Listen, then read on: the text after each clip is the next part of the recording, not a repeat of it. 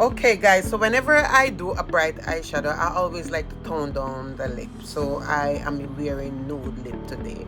So these are the color, and this eyeshadow is from Revolution, you guys.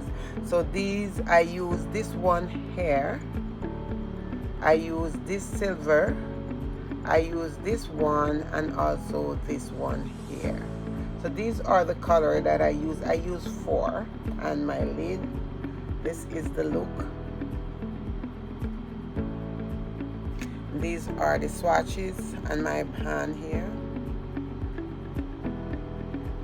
Remember to like, share my video. My name is J Sparkle Makeup, and if it's the first time you come across my channel, please do like my video, share, and do subscribe. This is the palette, Revolution eyeshadow. Really beautiful palette. The eyeshadow, they blend really nicely, except for this one. This one was a little bit powdery here when I was applying it to the eye. It may look so pretty, but it was a little bit powdery, so you have to clean it up after. So this is me.